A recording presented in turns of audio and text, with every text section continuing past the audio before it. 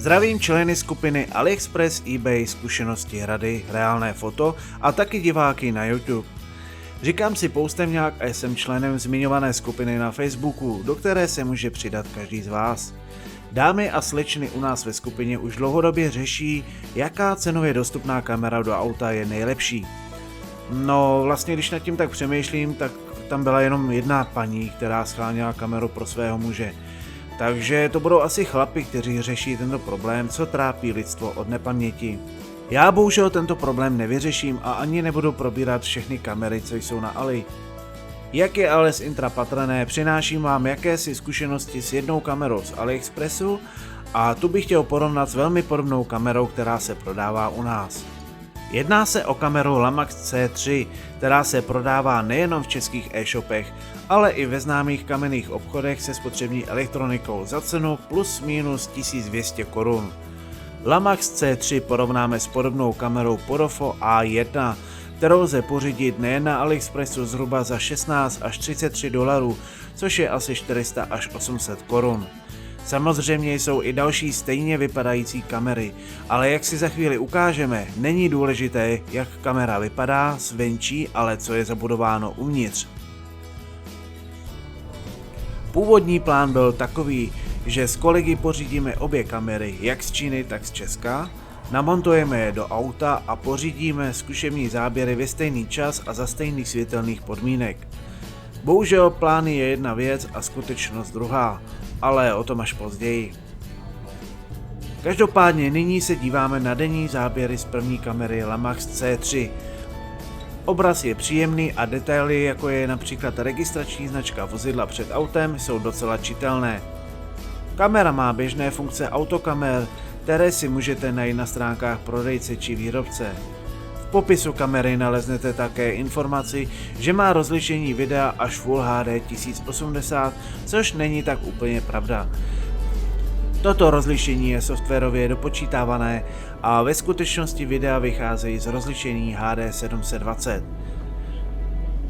Záběry z druhé kamery Porofo A1 jsou myslím podobné kvality, jaké jsou tyto obě kamery schopné natočit. Zásadní rozdíl je v kulovitém obrazu v okrajích, který by měl zajistit širší úhel záběru před kamerou. Taktéž rozlišení Full HD 1080 je jen interpolované, což má velmi malý efekt na zlepšení kvality videa.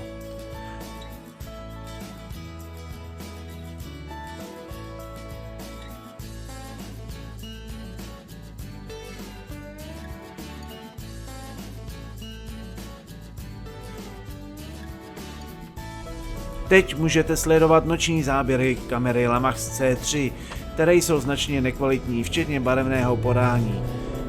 Čitelnost registračních značek je už obtížná a bez pouličního osvětlení nemožná. Takové záběry poskytnou pouze hrubé informace o dané situaci před kamerou.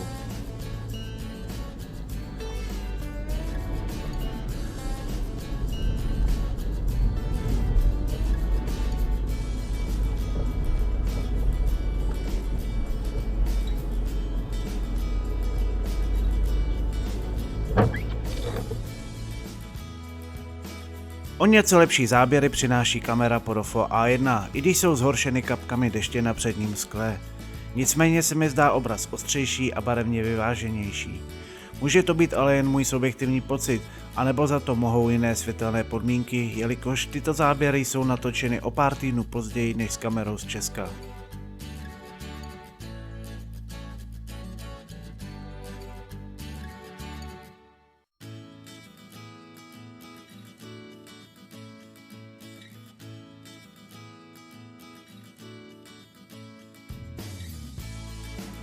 Dalo by se říct, že kamery mají podobnou kvalitu záznamu. Funkčně jsou na tom kamery stejně, ale kamera z Číny navíc nabízí díky kulovité čočce širší úhel záběru. Tedy aspoň by měla, což bychom mohli posoudit, kdyby jsme mohli natáčet s oběma kamerama zároveň.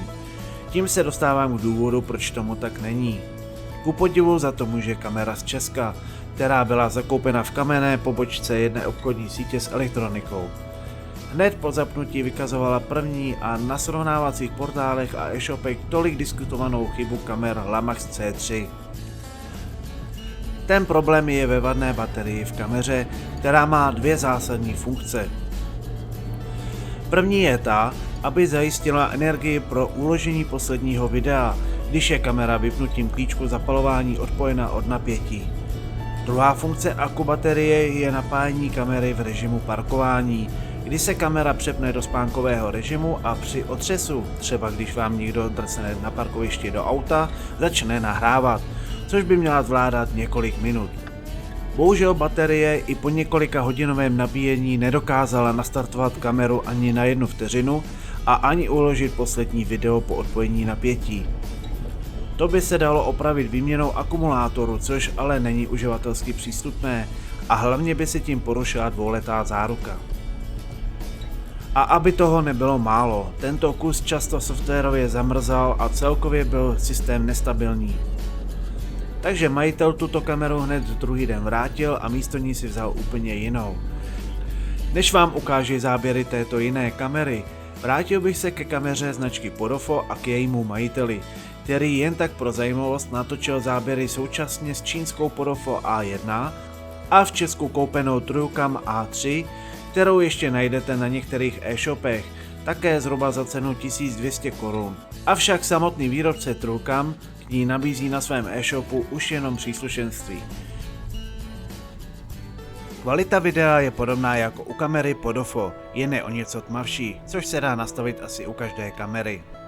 Detaily jsou však srovnatelně rozeznatelné a rozlišení videa je taktéž dopočítávané Full HD 1080.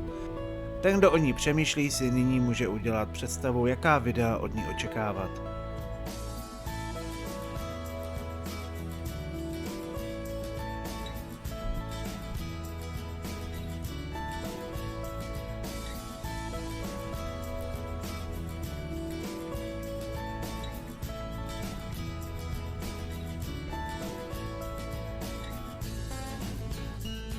A jak se říká, to nejlepší jsem si nechal nakonec.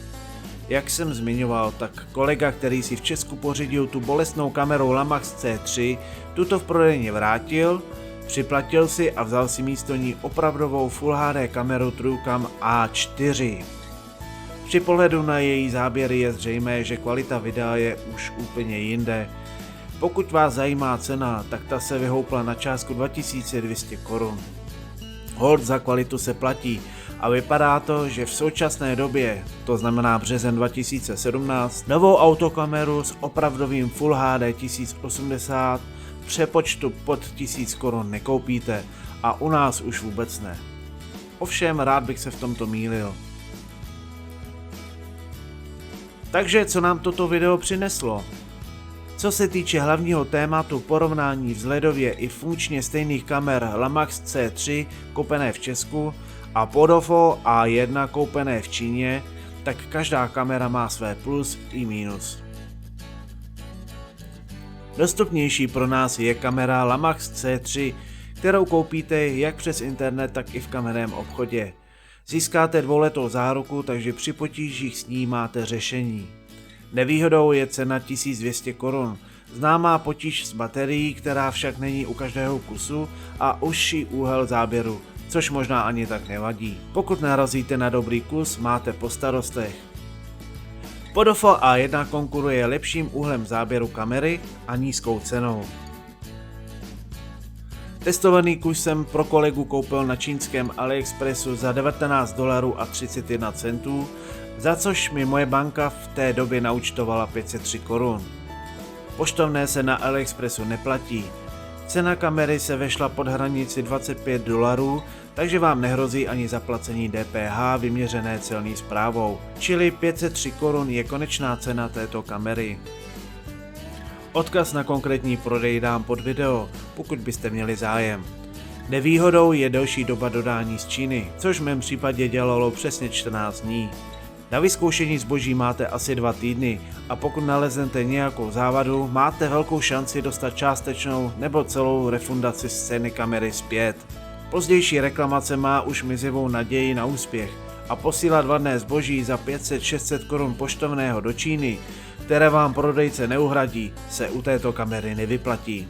Ale pokud dostanete dobrý kus a dobrou baterii, máte vyhráno. Eventuálně, když bude baterie vadná a jste šikovní, za nějaký ten dolar si koupíte novou a vyměníte si ji. Každopádně za 500 korun je to myslím dobrá koupě a pokud vám stačí nižší kvalita videa, není co řešit. Dívám se na oba. Díky za váš čas, který jste věnovali tomuto videu a třeba u nějakého jiného zase na viděnou.